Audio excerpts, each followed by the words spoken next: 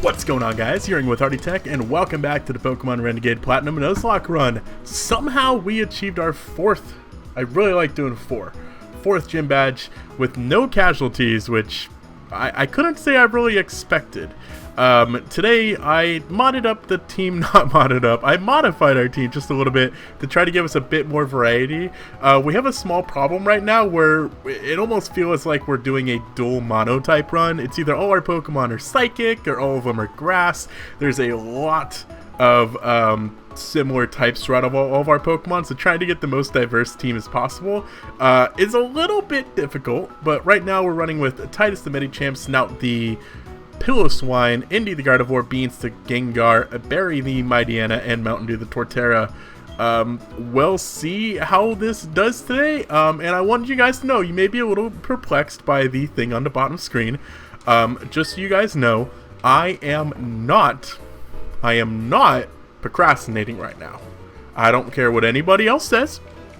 You have my confirmation that I, Hardy Tech Yo-Yo, I am not procrastinating. I definitely do not have a coding project that I should be working on right now that is due in less than 12 hours that I am stressing myself out over. Even though it's almost complete, it's like 80%, 75% complete.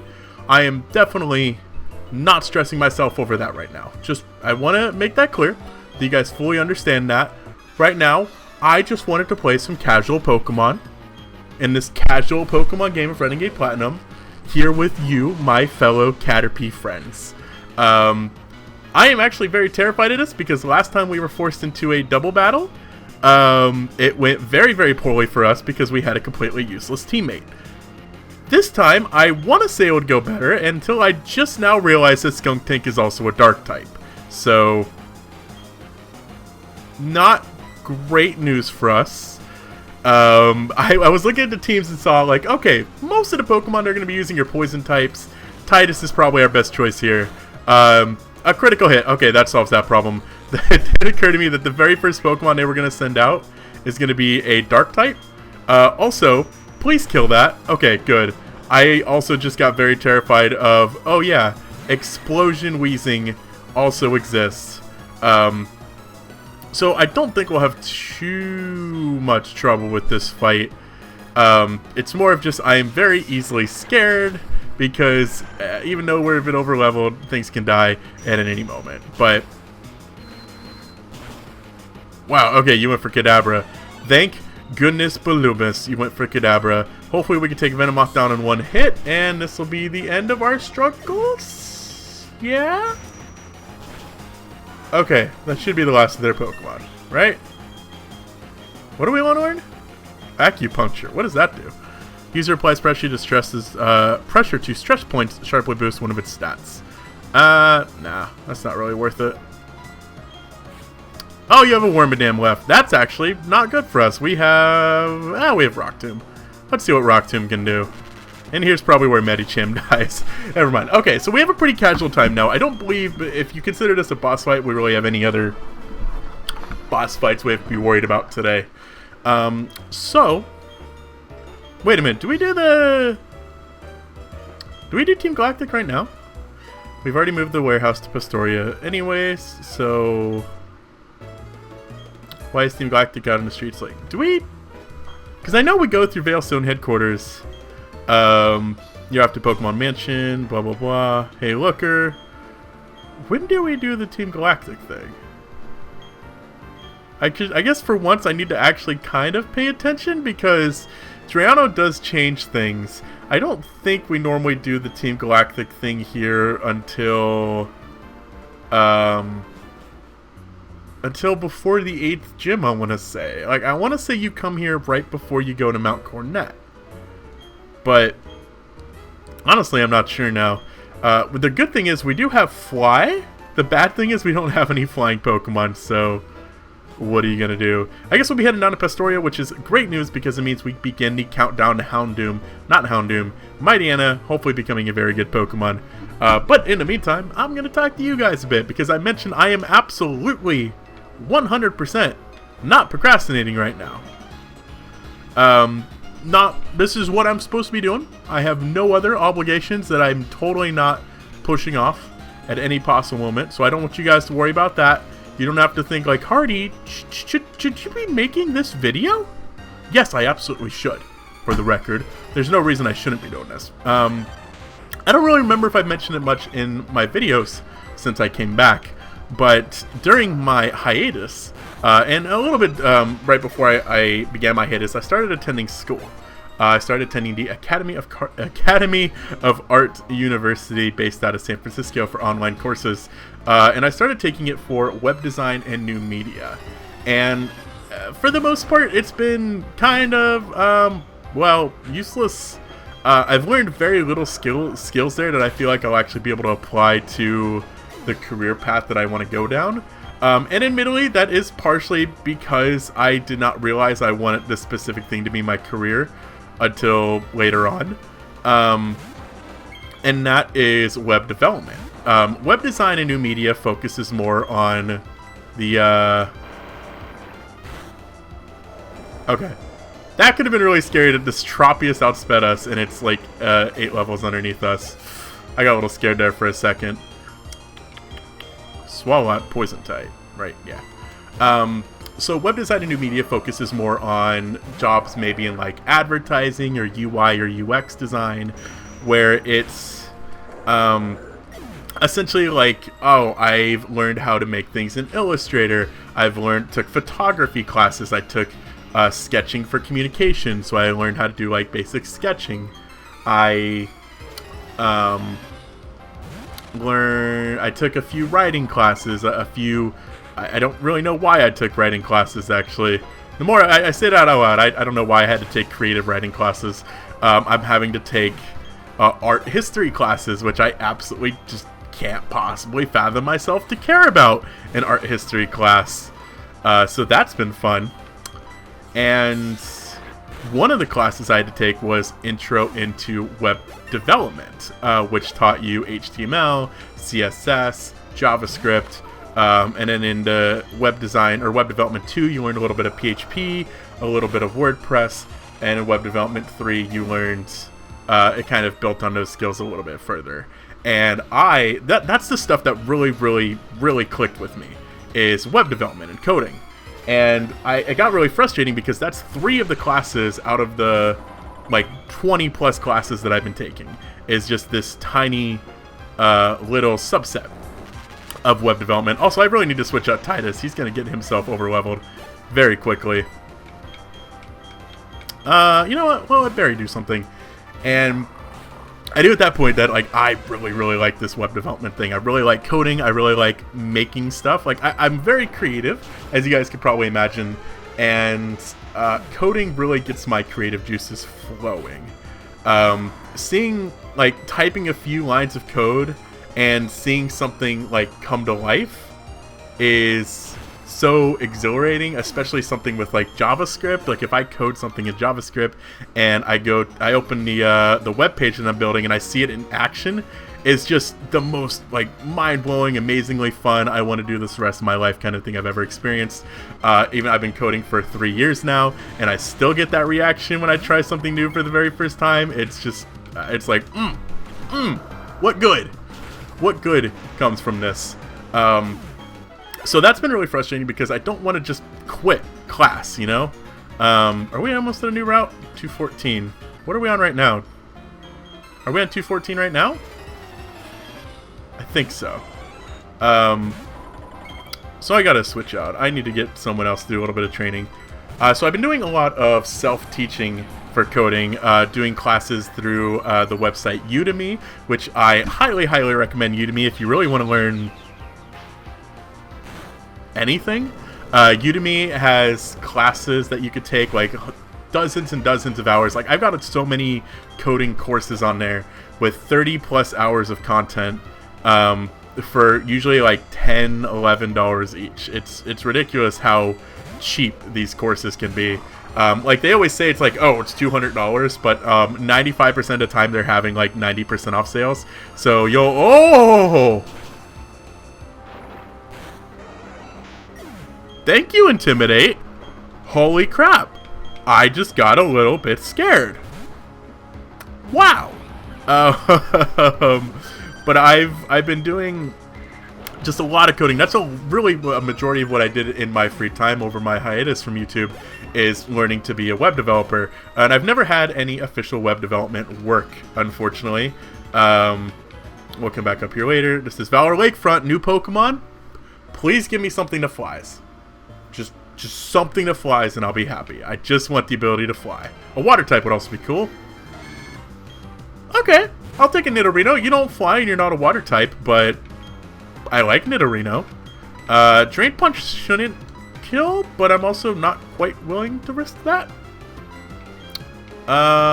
What do you have? Sludge Bomb definitely wouldn't kill, but I'm worried this Nidorino's gonna have Bite or Crunch. Let's go for Drain Punch. It shouldn't kill. It's resisted. Holy crap, that was a little too close for comfort there. Let's throw an Ultra Ball. Let's get ourselves Moon the Third. No, I've always named a Moon. I'm trying to... I know we have Mountain Dew here, but I want to create new legacies, right? So we won't name it Moon. I'm going to name it... What other, like, kind of orbital things are there? I'm going to name it Milky, because it's like the Milky Way. So we now have Milky, the Nidorino, in the box. Yet another type that we already have, so it's not like we're really getting anything new and exciting there. Yeah, we can't go at Valor Lake, unfortunately. What is this? Is this still Valor Lakefront? Oh, this is the 5-star restaurant. There's like 18 trainers in there we can face, but I'm gonna worry about those guys later, because I believe right down here, Route 213, this is where we're gonna get some water type Pokemon on the team. I see somebody here heal my Pokemon. Okay, you do heal my Pokemon. I don't know why. I just got the vibe that I'm pretty sure I've been here before and they heal your Pokemon. I want to go out around 213. I want to catch us a water type. We need an Idle replacement. Not that Idle can be replaced, obviously, but wait a minute. Do we have a rod? Can we fish yet? All we have is an old rod. Are you kidding me? Oh, I don't want a Magikarp. I don't want a Magikarp. We need to get a water type, though. Be a Goldeen, at least. It's a Magikarp. Wait, that's Dupe's Claws. We can't get a Magikarp. Hold on. Let me see if you can get anything else, because I don't want to waste my time just trying to catch a Pokemon here if the only thing we can actually get is Magikarp. So, wild Pokemon. 213. So we're at 213. Old Rod is... Okay, actually, we have a 40% chance of getting a different Pokemon. Super Rod... Actually, no matter what Rod we get... Wait a minute, there's Grass? Is there Grass on level 213? Because this says we can get a Gastrodon, a Floatzel, a Pelipper. Oh, no, we want one of those. Alright, I'm going to try to avoid these trainers. Where's the Grass? We can't get a Gastrodon. I would love a Floatzel. I love Weasel. I don't really have that much attachment to... Leave me alone. Leave me alone. Leave me alone. What the heck? What a stalker. Can we just use the Honey Tree? What do we get off the Honey Tree? Not really interested. Actually, we can get a flying Pokemon off the Honey Tree. Can we use that now? How does this work? Yeah. What was that? Was that Swellow? It's Swellow! Hell yeah! I love me some Swellow. Very happy about that encounter. Okay, I think we went with the right choice there. The question is, of course, what in the world do we attack Swellow with? I may not have fully thought this through. Aerial Ace. Critical hit doesn't do that much. I'm honestly worried Takedown's going to kill, but we have to try damaging it, right? Okay. That wasn't too bad, and we should be able to catch a Swellow now. I don't think I've used that many Swellows throughout all my... Oh. I got really scared that U-turn was going to cause it to just flee the battle. Okay, you're being difficult. I understand. We're going to make this a little bit of a hard one today. So his agility, aerial ace, U-turn. We haven't seen a fourth move yet. As long as it's not like fly away. Okay, we should be happy. I am very happy with the Swellow. I loved Talo, I loved Swellow in the anime. A lot of my favorite Pokemon came from the anime memories. Like I mentioned, Weasel, Ash had a Weasel. I loved Torkoal, Grovyle, just all of Ash's Pokemon from the anime when I watched it. I just love them all so much. So I'm gonna actually name this thing Blue Jay, because that's just kind of what its sprite looks like to me. So we're gonna name you Blue Jay. And there's a very good chance the Blue Jay is gonna find a spot on the team. Especially because it's a flying type, which I very much appreciate. I do know we have a rival battle in Pastoria, but I don't believe it's until you walk up to the gym. So we should be able to avoid the rival fight today, because I don't think I'm ready for it. I don't think there'd be an issue taking on the rival fight with the levels we're at. I'm just not emotionally ready. Today's the procrastination. Not that I'm procrastinating, but today's the procrastination episode. But to bring a wraparound on this story, which I was talking about, one of my biggest fears was I wanted to start finding work for web development, because I feel like my skills are getting somewhat usable to the point where I might be able to start doing something. And one of my biggest fears is I've never worked on a team before. I don't really work well on a team as far as like YouTube and stuff, and I've never ever coded with another person before. And I found this program called Chingu, which is a free program where people who are learning to code come together, and this organization kind of puts you on a team, and you work with that team to get experience making something. I don't remember where the rival fight is. I am only slightly terrified.